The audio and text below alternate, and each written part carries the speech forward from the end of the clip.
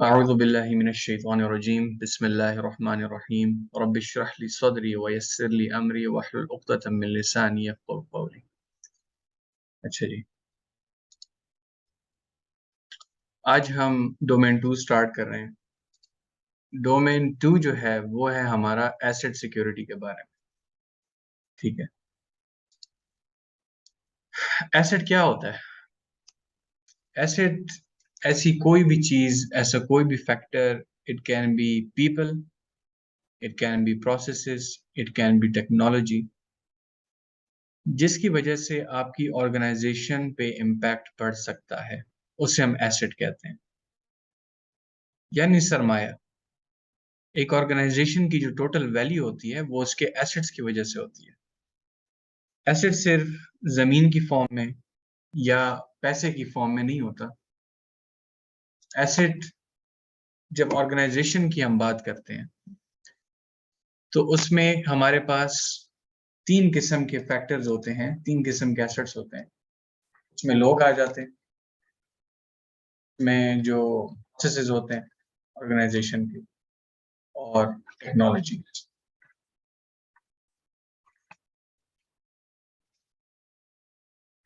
जब भी कोई सोल्यूशन डिजाइन किया जाता है आईटी इंडस्ट्री में, तो सबसे पहले लोगों को मद्देनजर रखा जाता है कि लोग कौन से हैं, किन लोगों के लिए बनाया जा रहा है, कौन से लोग इसे यूज करने वाले हैं, कौन से लोग इसकी टेक केयर करने वाले हैं, और ये सारे का सारा मामला जो है ये इंसानों के इर्द गिर्द करता है। अगर हमारे पास इस बात की समझ बूझ नहीं है कि कौन से लोग हैं जिनके लिए हम अपना टेक्नोलॉजी का सोल्यूशन बना रहे हैं या जिनका हम मसला हल करने की कोशिश कर रहे हैं, ठीक है, तो हमारे लिए सोल्यूशन बनाना बिल्कुल बेफायदा है। क्यों? क्योंकि अगर आप सिर्फ टेक्नोलॉजी का सहारा लेते हैं तो it's a bunch of iron, लोहा है।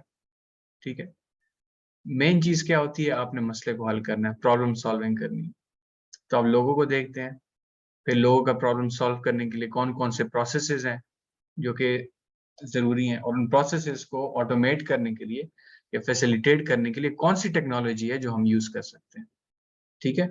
तो पीपीटी यानी पीपल, प्रोसेसेस एंड टेक्नोलॉजी, और इनको हम एसेट्स भी कहते हैं। जब हम साइबर सिक्योरिटी के कॉन्टेक्स्ट में बात करते हैं, तो इनको एसेट भी कहा जाता है। क्यों?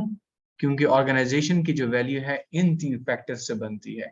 इनमें से कोई एक फैक्टर, एक कैटेगरी भी लॉस होती है, उस पे कोई इम्पैक्ट पड़ता है, तो ओवरऑल ऑर्गेनाइज़ेशन पे भी इम्पैक्ट पड़ता है। चाहे वो ऑर्गेनाइज़ेशन की मॉनेटरी फाइनेंशियल वैल्यू है, या ऑर्गेनाइजेशन की कोई रेपुटेशनल वैल्यू है, या ओवरऑल उसकी कोई एथिकल वैल्यू है, उस पे उसका असर पड़ता है। ठीक है, तो जैसे पहले हमने रिस्क मैनेजमेंट फ्रेमवर्क पढ़ा था, वो किसके इर्द गिर्द था? It was around the asset. ठीक है, लेकिन वहां पे हमने एसेट की डेप्थ में हम नहीं गए कि जब इंफॉर्मेशन सिक्योरिटी की बात करते हैं तो एसेट किसे कहते हैं, और एसेट की प्रोटेक्शन करने के क्या क्या तरीके हैं। ठीक है, और एसेट का लाइफ साइकिल क्या है। रिस्क मैनेजमेंट फ्रेमवर्क तो आप तभी बना सकते हैं ना कि जब आपको पता हो कि एसेट है क्या, किस तरीके से काम करता है, उसका लाइफ साइकिल क्या है। ठीक है, बिल्कुल वैसे ही है कि जैसे सॉफ्टवेयर डेवलपमेंट के जो मॉडल्स हैं, ठीक है, सॉफ्टवेयर लाइफ साइकिल होता है पूरा, SDLC, software development life cycle. अगर आपको सॉफ्टवेयर डेवलपमेंट लाइफ साइकिल का नहीं पता, कहाँ से स्टार्ट हो रहा है डेवलपमेंट और कहाँ पे एंड हो रही है, तो उसकी प्रोटेक्शन करना जो है तो एक हवाई बात है। ठीक है, उसकी कोई हकीकत नहीं। अच्छा, अब हम आते हैं कुछ डेफिनेशंस की तरफ। ठीक है, आप लोग अपने नोट्स खोल लीजिए।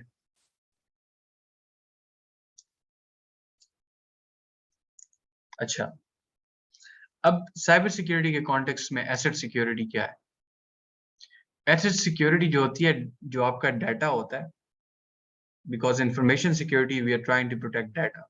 ठीक है, डाटा की क्रिएशन, उसकी कलेक्शन, उसकी आइडेंटिफिकेशन, ठीक है, classification, storage, usage, maintenance, disposition, retention, archiving, ठीक है, और डिफेंसिबल डिस्ट्रक्शन। इनको भी हम आगे आके एक्सप्लेन करते हैं, लेकिन ये जितनी भी चीजें हैं एसेट से रिलेटेड, ठीक है, डाटा के एसेट्स के रिलेटेड, इन सब को हम एसेट सिक्योरिटी में एड्रेस करते हैं। ठीक है। अच्छा, एसेट्स में कौन कौन आ सकता है? लोग हो सकते हैं, इंफॉर्मेशन हो सकती है, डाटा हो सकता है, आपका हार्डवेयर हो सकता है, सर्वर्स हो गए, आपके आपके नेटवर्क रिसोर्सेज हो गए, सॉफ्टवेयर हो गया आपका, आपकी एप्लीकेशन। लेट्स से अगर आपके इंफ्रास्ट्रक्चर में सूजे चल रहा है जो कि लिनक्स के एक डिस्ट्रीब्यूशन है, ठीक है, तो वो भी आपका एसेट है। अगर वो हैक हो जाता है, उसमें कोई मालवेयर डाल देता है, ठीक है, तो आपका पूरे का पूरा नेटवर्क कॉम्प्रोमाइज हो जाता है और आपकी जो सेल्स हैं या आपके जो भी क्रिटिकल ऑपरेशंस हैं वो इफेक्ट हो सकते हैं। सिस्टम्स आ जाते हैं, ठीक है, सिस्टम्स आप टेक्नोलॉजी के फॉर्म में भी हो सकते हैं।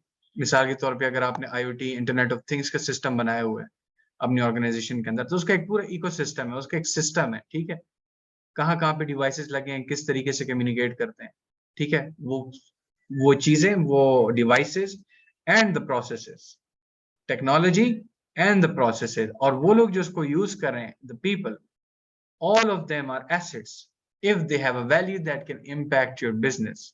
Of course, you don't install anything in your organization that does not have a value. ठीक है, तो हर एक चीज का इम्पैक्ट होगा।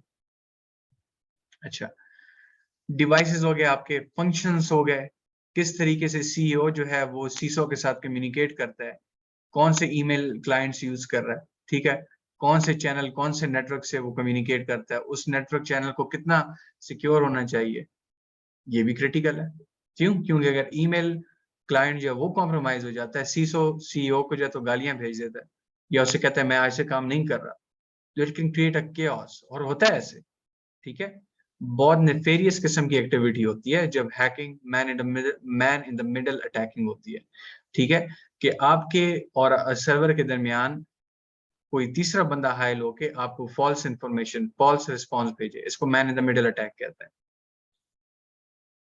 आइडियाज हो सकते हैं आपके एसेट्स, मिसाल के तौर पे कोका कोला है, उसकी एक खास रेसिपी है, अगर उसकी वो रेसिपी कॉम्प्रोमाइज हो जाती है और कोई और कंपनी एग्जैक्टली उस तरीके की चीज बना लेती है, तो कोका कोला का बिजनेस खत्म हो जाएगा, ठीक है, या उस पर इम्पैक्ट हो सकता है।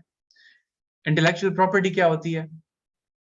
बिल्कुल ही ऐसा होता है कि जैसे मिसाल के तौर पे एक स्टार्टअप है, वो जो है तो एक रिव्यू सिस्टम बना रहे हैं, ठीक है, अब उनका जो कोड है उनकी इंटेलेक्चुअल प्रॉपर्टी है, अगर वो कोड, सोर्स कोड उसका रिलीज हो जाता है, ये लीक हो जाता है, तो उनकी इंटेलेक्चुअल प्रॉपर्टी कॉम्प्रोमाइज हो जाएगी, ठीक है, मतलब फिजिकल प्रॉपर्टी तो ना हुई ना, लेकिन इंटेलेक्चुअल प्रॉपर्टी, ये इंटेलेक्चुअल प्रॉपर्टी आपकी लिखी हुई किताब भी हो सकती है, आपका आर्ट वर्क भी हो सकता है, it can be anything that's not tangible, ठीक है, so that's intellectual property. Same goes for the data is not a physical property, it's intellectual property, ठीक है, तो ये भी आपका एसेट कहलाता है।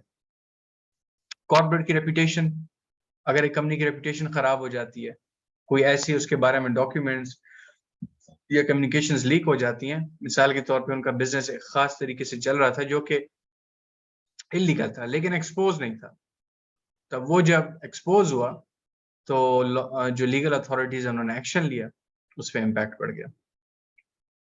ब्रांड हो गए, आइडेंटिटी हो गई, फैसिलिटीज, ये सारे के सारे आपके एसेट में आते हैं, ठीक है, और इन सब को सिक्योर कैसे करना है वो ये डोमेन आपको बताता है, ठीक है। CSSP is it's inch deep and mile wide, ज्यादा डेप्थ में नहीं है लेकिन वसी बहुत है, चीजें बहुत ज्यादा है इसमें, ठीक है, तो इसमें टर्मिनोलॉजी से अपने आप को फेमिलियराइज करवाना ये ज्यादा इंपॉर्टेंट है अगर आप इसको एग्जाम देना चाहते हैं, ना कि किसी एक डोमेन में एक्सपर्टीज हासिल करना। अगर आप एक्सपर्टीज हासिल करना चाहते हैं, for example you want to go for the CISA auditor में, आप सिक्योरिटी ऑडिट्स में आप क्या कहते हैं कि एक्सपर्टीज हासिल करना चाहते हैं, then domain 1 is going to help you. Domain 1 पढ़ें आप अच्छे तरीके से, उसके बाद आप सीसा की स्टडी करना शुरू कर दें, आप सीसे के जाके जो है तो अपनी सर्टिफिकेशन ले लें, ठीक है। अच्छा, अब हम एसेट को डिस्कवर कैसे करते हैं कि हमारी ऑर्गेनाइजेशन में एसेट कौन से हैं, ठीक है, और फिर उन एसेट्स को आइडेंटिफाई करने के बाद उनकी प्रोटेक्शन किस बेसिस पे करते हैं, राइट। ये क्वेश्चन पैदा होता है ना कि हमें कैसे पता चलेगा कि कौन सी चीज एसेट है और उसे फिर प्रोटेक्ट किस तरीके से करना है, उसके लिए एक बेस लाइन है, उसके लिए एक स्टैंडर्ड है, ठीक है। वो मैं आपको यहाँ पे दिखा देता हूँ, यही नोट्स में आपको नजर आएगा, ठीक है। यहाँ पे अगर आप देखें तो यहाँ पे लिखा हुआ है assets require protection which is based on classification, ठीक है। अच्छा, सबसे पहले हम करते ही हैं कि हम एसेट की वैल्यू का अंदाजा लगाते हैं कि इसकी वैल्यू क्या है, ठीक है। After we have determined the value of the asset, ठीक है, उस वैल्यू के बेसिस पे हम उसकी क्लासिफिकेशन करते हैं, क्लासेस बनाते हैं, ठीक है, कि ये इस क्लास का एसेट है, ठीक है। उसमें ये यानी कि अगर आप यहाँ पर देखें, क्या ये पब्लिक डाटा है, पब्लिक क्लासिफाइड है। अगर आप अल्नाफे की वेबसाइट पे जाएं तो उसका जो डैशबोर्ड है, ठीक है, उस पे जो कोर्सेज हैं जो कि कैट वालों ने पे करके खरीदे हैं, ठीक है, वो पब्लिक नहीं है, ठीक है, वो प्राइवेट हो जाता है। लेकिन वो डाटा है जो अल्नाफे के बारे में हमें बताता है कि वी आर अल्नाफे and we do this, we do that, वो सारा पब्लिक डाटा है। वो अगर कॉम्प्रोमाइज हो भी जाए तो वो ऑलरेडी एक्सपोज्ड है, हर बंदा उसे देख सकता है, उसे एक्सेस करता है, हर बंदा साइन अप कर सकता है।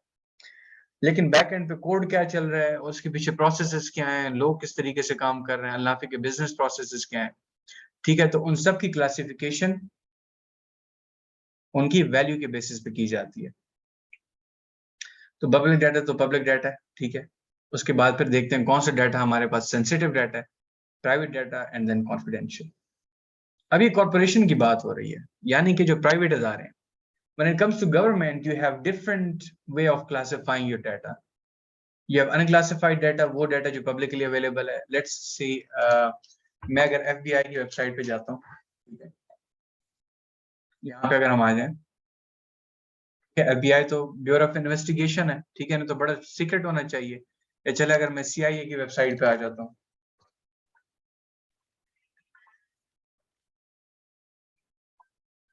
CIA को तो बड़ा खुफिया होना चाहिए था, लेकिन देखिए यहाँ पे डाटा मौजूद है CIA के बारे में, ठीक है। इनकी एक बनती है वो भी आई हुई है, राइट। इसके अलावा जो तो बाकी, क्योंकि पब्लिक डाटा है, ये अगर किसी को पता चल भी जाए तो कोई कुछ नहीं कर सकता, क्योंकि उनके जो कोर क्रिटिकल ऑपरेशंस बिजनेस और जो एसेट्स हैं, they are not out in the public, they are in the private. उनके प्राइवेट सर्वर्स पे हैं, उनके गवर्नमेंट सर्वर्स पे हैं, ठीक है। उसे एक्स करना मुश्किल है नहीं, एक नामुमकिन सी बात है, ठीक है। तो इन्होंने क्लासिफाई किया डाटा को, ये पब्लिक डाटा है। अच्छा, फिर इसमें अगर हमारा कोई एम्प्लॉय, कोई एजेंट लॉग इन करता है तो वो प्राइवेट हो जाता है या टॉप सीक्रेट हो जाता है, ठीक है। तो उनकी क्लासिफिकेशन अपने एसेट्स के मुताबिक होती है, ठीक है। सब एक ही प्रोसेस इस्तेमाल करते हैं, वो कोई खलाई मखलूक को बुलाकर कोई क्लासिफिकेशन नहीं कराते डाटा की, बल्कि इधर ही इंसान ही होते हैं जिनको कहते हैं क्लासिफाई करो, तो इंसान के पास तो यही नॉलेज है, ठीक है। लेकिन ये थोड़ी सी एडिशन हो जाती है इसमें, अनक्लासिफाइड होता है, पब्लिक ट्रस्ट का डाटा होता है। जैसे मिसाल के तौर पे कोई थ्रेट इंटेलिजेंस ने रिलीज कर दी CIA ने कि अभी जो माइक्रोसॉफ्ट के ये नया वर्जन आया है, इसमें रैंसमवेयर का खतरा है, दैट्स अ पब्लिक ट्रस्ट, ठीक है। Confidential, secret and then top secret, ठीक है। तो जब आप हम US सिटीजन्स जब भी हम अप्लाई करते हैं किसी गवर्नमेंट की जॉब के लिए, खास तौर पे साइबर सिक्योरिटी से रिलेटेड, नेटवर्क एडमिनिस्ट्रेशन, तो उसमें हमसे सीक्रेट क्लियरेंस मांगी जाती है, ठीक है। सीक्रेट क्लियरेंस होती है, उसके बाद टॉप सीक्रेट क्लियरेंस होती है। वो क्या करते हैं, हमारा बैकग्राउंड चेक करते हैं, बैकग्राउंड हमारा कंफर्म हो जाए कि इट्स ऑल गुड, उसके बाद हमें इस लेवल की क्लासिफाइड डाटा की एक्सेस दे देते हैं, क्या हाँ अब तुम आओ इस डाटा पे काम कर सकते हो तुम। और अगर बहुत ही टॉप सीक्रेट है जिससे बहुत ही बड़ा इम्पैक्ट पड़ सकता है, उसके लिए आपकी बहुत ज्यादा जो है तो एनालिसिस करते हैं, आपकी एक एक चीज को, जिंदगी की एक एक चीज को देखते हैं, उन लोगों को जो इन्वॉल्व है आपके साथ, फिर आपको इस लेवल के डाटा की एक्सेस देते हैं ताकि आप उस पर काम कर सके, कंट्रीब्यूट कर सकें, ठीक है। अब जब क्लासिफिकेशन हो जाती है डाटा की, ठीक है, अब हम आते हैं सिक्योरिटी मेजर्स और सिक्योरिटी कंट्रोल्स को डिटरमिन करते हैं कि कौन से सिक्योरिटी मेजर्स, कौन से सिक्योरिटी कंट्रोल्स रिक्वायर्ड है, कौन से सिक्योरिटी कंट्रोल्स, कौन से सिक्योरिटी मेजर्स रिक्वायर्ड है इस डाटा को प्रोटेक्ट करने के लिए। And that protection is based upon whether the data is public, data is sensitive, private or confidential. अच्छा, आप याद रखें कि जब सिक्योरिटी कंट्रोल्स की बात आती है तो सबसे ज्यादा चीज जो कि मैटर करती है वो स्ट्रेटेजी मैटर करती है। जरूरी नहीं कि अगर आपने $2 मिलियन का आपने सिक्योरिटी कंट्रोल्स लगाए हैं तभी कहीं जाके आपका डाटा सिक्योर होगा। That's not true. ठीक है, आपकी स्ट्रेटेजी ऐसी होनी चाहिए कि जितने भी सिक्योरिटी कंट्रोल्स आप अफोर्ड कर रहे हैं, जिसमें इन्वेस्ट कर रहे हैं, that should do it's work properly. ठीक है, यहां तक सबको क्लियर हो गया कि सबसे पहले जो हम क्या करते हैं, एसेट की वैल्यू निकालते हैं, वैल्यू की बेस पे क्लासिफिकेशन करते हैं। ठीक है, क्लासिफिकेशन के बाद उसकी प्रोटेक्शन के लिए हम सिक्योरिटी कंट्रोल्स बाय करते हैं। ये सबको क्लियर हो गया? ओके, किसी को नहीं क्लियर हुआ तो क्वेश्चन पूछ सकता है। ठीक है, but I will move on. अच्छा, यहां पे मैं लिख देता हूं कि determine value of your asset, second classify based on value, third protect based on classification। Classification क्यों जरूरी है? हम क्लासिफिकेशन क्यों करते हैं डाटा की? अगर हमारे पास एक लिमिटेड डाटा होता तो तब शायद हमें क्लासेस बनाने की जरूरत नहीं थी। मिसाल के तौर पे आपका जो पर्सनल कंप्यूटर है उसमें आखिर कितना डाटा होगा? ठीक है, अगर आप अपने लैपटॉप में, अपने कंप्यूटर में अगर आप साइबर सिक्योरिटी की इंप्लीमेंटेशन करना चाहते हैं तो उसके लिए आपको किस चीज की जरूरत है? ज्यादा कुछ आपको सोचने की जरूरत नहीं है। ठीक है, आपका आखिर कितना वो होगा, राइट? तो आप उसके जो है ज्यादा से ज्यादा फोल्डर लॉक लगा देते हैं, इनक्रिप्ट कर देते हैं उसको। ठीक है, आपको पता होता है कहाँ कहाँ पे मेरा डाटा है। लेकिन जब आप बात करते हैं ना ऑर्गेनाइजेशन की, जो कि वर्ल्ड वाइड इम्पैक्ट क्रिएट कर रही है, इवन के नेशन वाइड इम्पैक्ट क्रिएट कर रहे हैं, इवन के रीजन वाइड इम्पैक्ट क्रिएट कर रही हैं, so they have loads of data coming in small spans of time। बहुत ज्यादा डाटा उनके पास आता है। तो अगर क्लासिफिकेशन नहीं होगी तो ये कैसे पता चलेगा किस डाटा को सिक्योर करना है, किसको नहीं करना है? तो हम क्लासिफिकेशन करते हैं।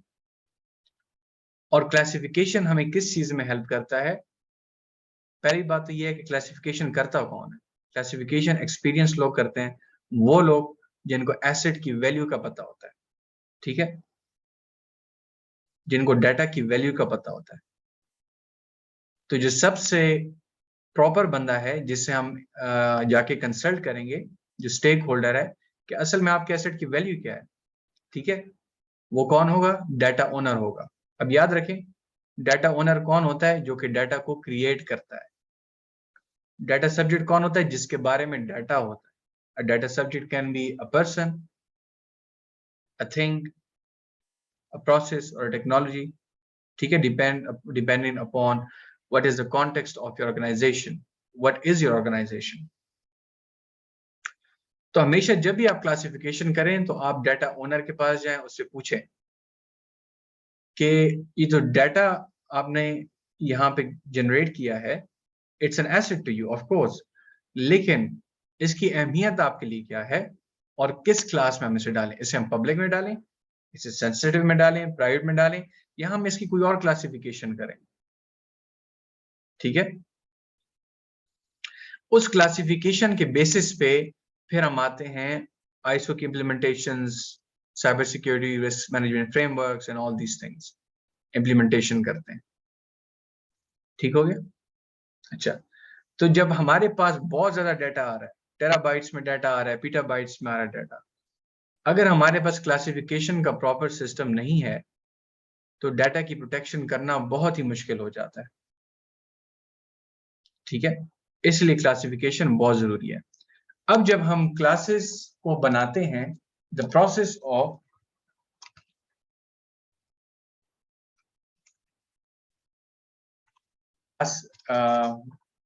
dividing data into classes is called categorization। ठीक है, जब भी हम क्लासेस बनाएंगे डेटा सिक्योरिटी के लिए तो वो कहलाएगी, जो पूरा प्रोसेस होगा इसको हम कैटेगराइजेशन कहेंगे।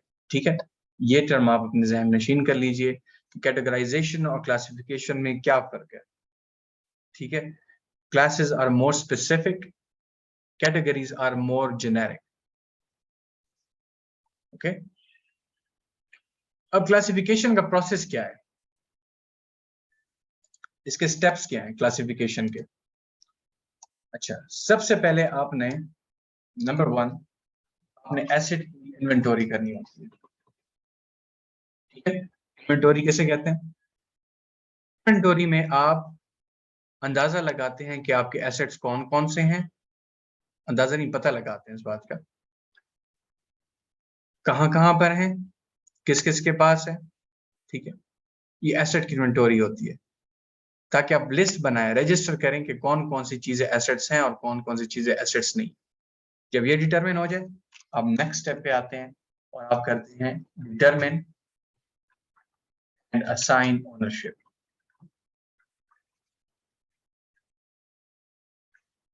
एसेट्स आपको पता चल गए, अब आपने ये पता लगाना कि एसेट्स हैं किसके।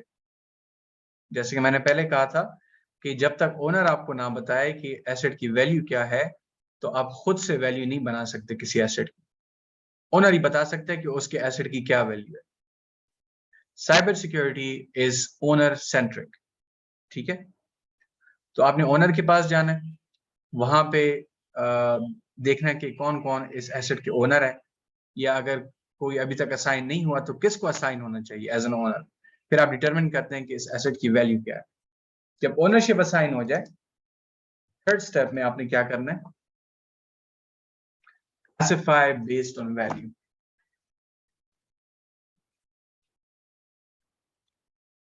आपको ओनर आपको कहता है कि this asset only cost $2,000 to me, तो अगर मार्केट में $10,000 हो, अगर वो कह रहा है मेरे $2,000 है, then it's $2,000।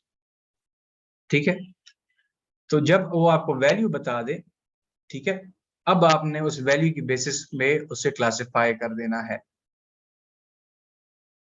Is $2,000 a lot to him?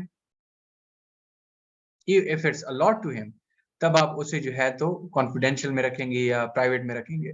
अगर $2,000 इज नथिंग फ्रॉम अस, वो कहते हैं ठीक है, ये जो सिंगल लॉस एक्सपेक्टेंसी है मुझे मंजूर है, ठीक है, तो आप उसे कम दर्जे की क्लासिफिकेशन में रख ले। Okay, it doesn't really matter.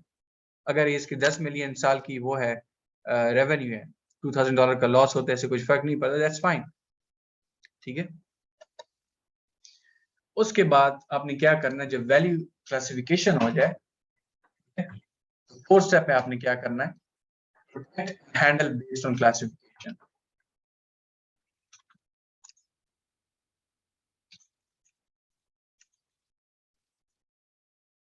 आपने डाटा को किस तरीके से सिक्योर करना है, एसेट को, सिक्योरिटी कंट्रोल, सिक्योरिटी इंप्लीमेंटेशन, ये सारी चीजें करनी है। किसकी बेसिस पे? क्लासेस की बेस पे। ये डाटा सीक्रेट है, टॉप सीक्रेट है, क्या है, उसके मुताबिक आप अंदाजा लगाओगे कौन से सिक्योरिटी मेजर्स यहाँ पे जरूरी है। अब जब ये 4 स्टेप आपके पूरे हो जाए, इसके बाद आपने मेक श्योर करना है कि आप इसको रिव्यू एंड मॉनिटर भी कर रहे हैं साथ साथ। ये नहीं कि आपने एक मतलब इम्प्लीमेंटेशन कर लिया एसेट सिक्योरिटी तो बस वही सिक्योरिटी है, उससे कोई एक्सप्लॉइट नहीं कर सकता। You have to monitor and review अब एसेट की वैल्यू क्या है। ठीक है, ऑर्गेनाइजेशन कीप चेंजिंग। ठीक है, ऑर्गेनाइजेशन के अंदर बहुत सारी चेंजेस आती हैं टाइम के साथ, और as a cyber security analyst और consultant you have to have your eye on almost everything. आपको चौकन्ना रहना पड़ता है। ठीक है, आपको हर एक चीज पे नजर रखनी पड़ती है। ये ना हो कि आपने आज सिक्योरिटी इंप्लीमेंटेशन की है, आप बेगम होकर बैठ जाए अपने ऑफिस में, अगले महीने ऐसी चेंजेस आई हैं कि उस सिक्योरिटी इंप्लीमेंटेशन को चेंज होना चाहिए था, लेकिन अब जो है तो 4 महीने बाद पता चलता है कि सिक्योरिटी चेंजेस आई नहीं, क्योंकि आपके मैनेजर ने आपको नहीं बताया था कि कि अब जो है तो सिक्योरिटी की नीड्स बढ़ चुकी हैं, और ना ही आपने कोई एक्शन लिया पता लगाने में, राइट, रिव्यू एंड मॉनिटरिंग नहीं किया आपने। ठीक है, तो अब क्या होगा, कल को हैकिंग हो गई, उसके पूरे मिलियन के मिलियन डॉलर गायब हो गए बैंक से, ठीक है, या उसके अकाउंट से। अब कौन रिस्पॉन्सिबल है? कौन रिस्पॉन्सिबल है?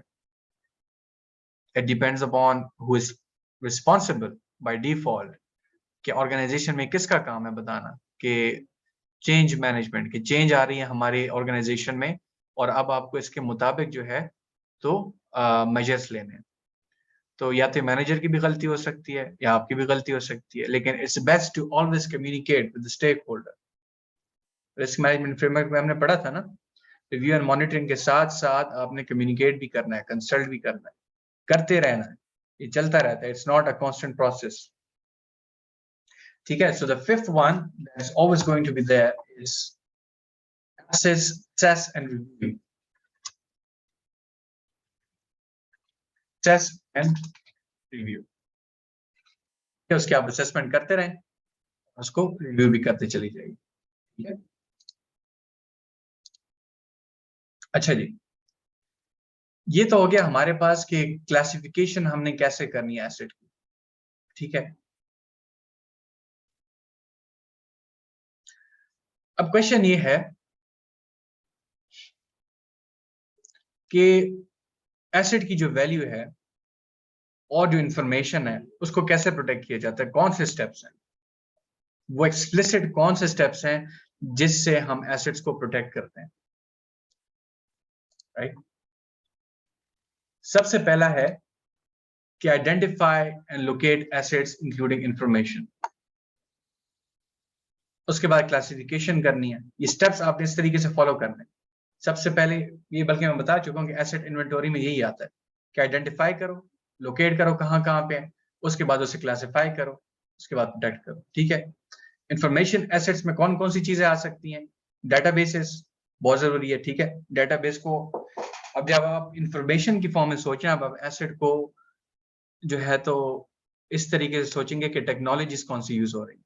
ठीक है, आपको पता होना चाहिए कि ऑर्गेनाइजेशन कौन से सॉल्यूशंस यूज कर रही है, टेक्नोलॉजीज यूज कर रही है। ठीक है, फिर कौन से लोग इन्वॉल्व हैं उसमें, ठीक है, कौन से प्रोसेसेस हैं। ठीक है, तो डेटाबेसेस आते हैं उसमें, फाइल्स आती हैं, स्प्रेडशीट्स आती हैं, बिजनेस कंटिन्यूटी प्लान्स आते हैं जो कल हमने पढ़ा था कि अगर बिजनेस हमारा बीच में कोई इंटरप्शन आ जाती है तो उसे कंटिन्यू कैसे रखा जाए। प्रोसीजर्स हो गए, हमारे सॉफ्टवेयर हो गए, source code, application, operating system, physical assets हो गए। ठीक है, और हमारे पास प्रोसेसेस एंड सरल, यानी कि मिसाल के तौर पे कम्युनिकेशंस हो गई। अगर हमारा जो सीईओ है सीईसओ के साथ एक खास तरीके से कम्युनिकेट करता है, दैट्स एन एसेट। अगर वहां कम्युनिकेशन में इंटरप्शन आती है, it can cause a havoc. Right, तो उसकी वैल्यू क्या है, डिटरमिन करें, वैल्यू क्लासिफाई करें, क्लासिफिकेशन के मुताबिक उसे प्रोटेक्ट करें। ठीक है, अच्छा, अब यहाँ पर जब हम एसिड की इवैल्यूएशन करते हैं तो उसमें सबसे इंपॉर्टेंट चीज जो हमें कभी भी नहीं भूलनी चाहिए कि उस एसिड का लाइफ साइकिल क्या है। ठीक है, जब भी हम जिंदगी में किसी चीज के बारे में प्लानिंग करते हैं तो हम इस चीज को मद्देनजर रखते हैं कि आखिर कब तक इस चीज ने चलना है। ठीक है, मेरी इससे एक्सपेक्टेशन क्या है कि मिसाल के तौर पे अगर मैं आज अपने बाइक में, लेट्स से मैंने बाइक लिया था 40 साल पहले, और वो इस हालत में है कि अगर मैं उसमें मजीद 10,000 रुपए लगाऊं तो कुछ मुझे फायदा नहीं होगा। क्यों? क्योंकि अपने लाइफ साइकिल के एंड पे है। तो मैं सोचूंगा अगर मैं 10,000 इसमें इन्वेस्ट करता हूं तो ये आखिर कब तक इसने चलना है, क्या 10,000 इसमें इन्वेस्ट करने वर्थ है या नहीं। ठीक है, क्या ये जो एसेट है मेरा, अगर मैं इसमें इन्वेस्ट करता हूँ, इज इट वर्थ इट और नॉट। अगर वर्थ है तो ये कब तक ऐसे चलेगा। ठीक है, एक अंदाजा होता है, इवैल्यूएशन होती है। इसी तरीके से जब आपका इंफॉर्मेशन एसेट होता है उसकी भी एक लाइफ साइकिल होती है, उसमें इन्वेस्टमेंट जो की गई होती है, ठीक है, उसके लाइफ साइकिल को देखकर की जाती है। ठीक है, तो अभी मैं आपको एक डायग्राम दिखाने वाला हूँ। एसिड की पूरा जो आपका डाटा एसिड है उसकी पूरी लाइफ साइकिल क्या होती है। ठीक है, उसको आपने किस तरीके से हैंडल करना है, किस तरीके से आपने उसको एड्रेस करना है। सबसे पहले तो आपने आइडेंटिफिकेशन क्लासिफिकेशन कर ली एसिड की।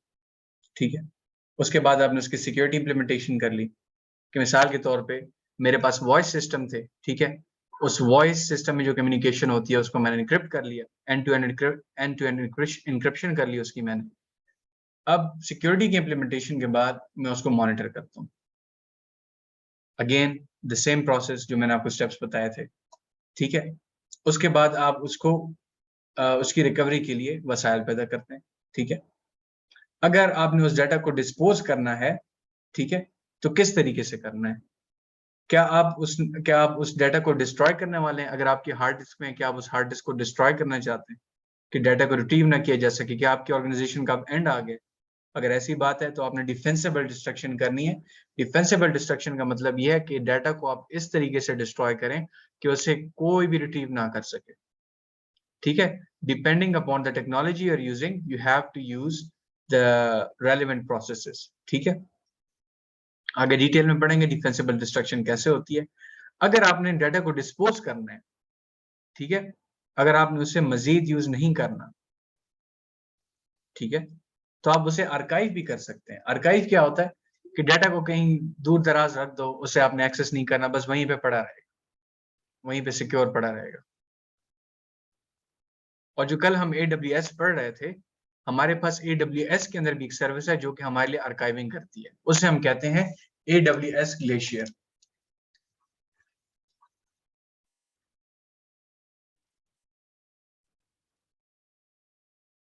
ठीक है? हमारे पास AWS ग्लेशियर एक ऐसी सर्विस है कि वो डाटा जिसको हम यूज नहीं करते, जिसे हमने फ्रीक्वेंटली यूज नहीं करना, कभी अगर उसे एक्सेस करना हो तो हम कर लेते हैं, वरना उसकी हमें जरूरत नहीं है, ना ही हमें वो फ्रीक्वेंटली हमें उसकी एक्सेस की जरूरत पड़ती है कि मुझे कल जरूरत है या, और तो उससे हम क्या करते हैं, हम उसको आर्काइव कर देते हैं, उससे हम AWS ग्लेशियर में डाल देते हैं, ठीक है, जितना बड़ा डाटा भी हो। AWS ग्लेशियर बहुत सस्ता है S3 के मुकाबले में। S3 में फ्रेश ऑब्जेक्ट्स होते हैं, आप उसे रैपिडली एक्सेस कर सकते हैं, ठीक है, और उसमें जो है तो आपको एक्सेस करने में, डिलीट करने में, क्रिएट, अपडेट, रिट्रीव, डिलीट, इसमें कुछ टाइम नहीं लगता। जबकि ग्लेशियर से अगर आप डाटा को एक्सेस करना चाहते हैं तो आपको तकरीबन 3 से 5 घंटे लगेंगे, इसलिए बहुत सस्ता है, इंतहाई सस्ता है।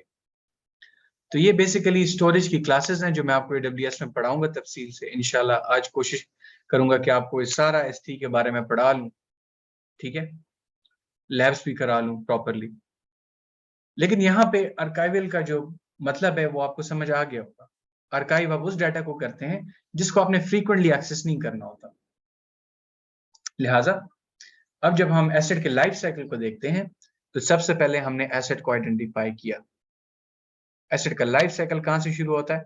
जब हम उसकी प्रोटेक्शन की बातें करते हैं, ठीक है, सिक्योरिटी की बात करते हैं, आइडेंटिफिकेशन एंड क्लासिफिकेशन, उसके बाद जो नेक्स्ट फेज आता है सिक्योरिटी, सिक्योरिटी के बाद मॉनिटरिंग करते हैं, ठीक है, और मॉनिटरिंग के बाद हम उसको रिकवर करते रहते हैं, उसकी रिकवरी के लिए वसाइल पैदा करते हैं, ठीक है, कि उससे रिकवर कैसे करना है अगर कोई डाटा लॉस हुआ है, ठीक है, और रिकवरी के बाद हमारे पास end of the life cycle पे हमारे पास दो ऑप्शंस हैं, डाटा को आर्काइव कर दो या बिल्कुल ही डिस्पोज कर दो, ठीक है। तो आर्काइव करने के बाद अगर आप यहाँ पे देखें तो आर्काइव करने के बाद भी डाटा सिक्योर किया जाता है, यानी आर्काइव अगर आप कर रहे हैं तो आपका डाटा आर्काइवल के बाद सिक्योर हो जाना चाहिए, ठीक है, ना कि आर्काइविंग जो है उसकी इनसिक्योरिटी को कंट्रीब्यूट करे, ठीक है। तो यूजुअली जो आर्काइवल डाटा होता है उसे इजीली एक्सेस किया भी नहीं जा सकता क्योंकि उसे यूजुअली एक्सेस नहीं किया जाता, ठीक है। अच्छा, ये एसेट का लाइफ साइकिल हो गया,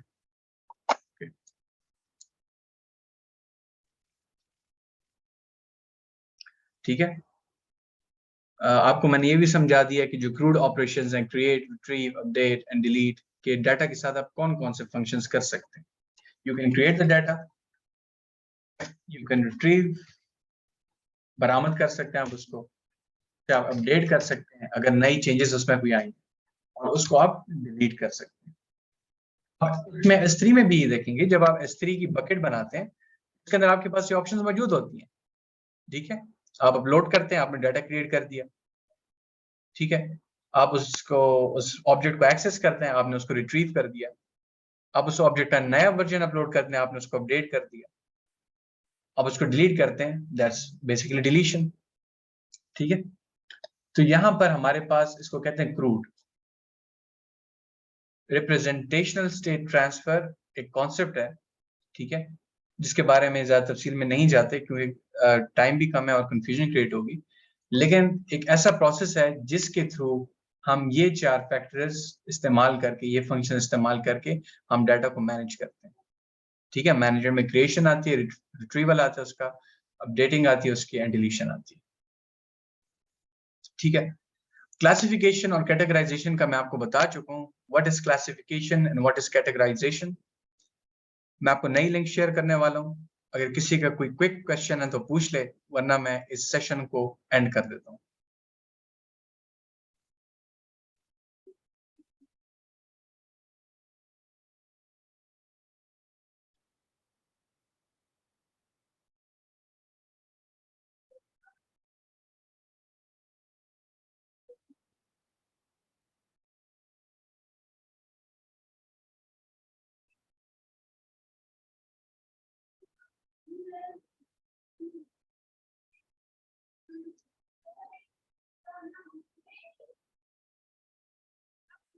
Okay, the session will end by itself and I'll share a new link.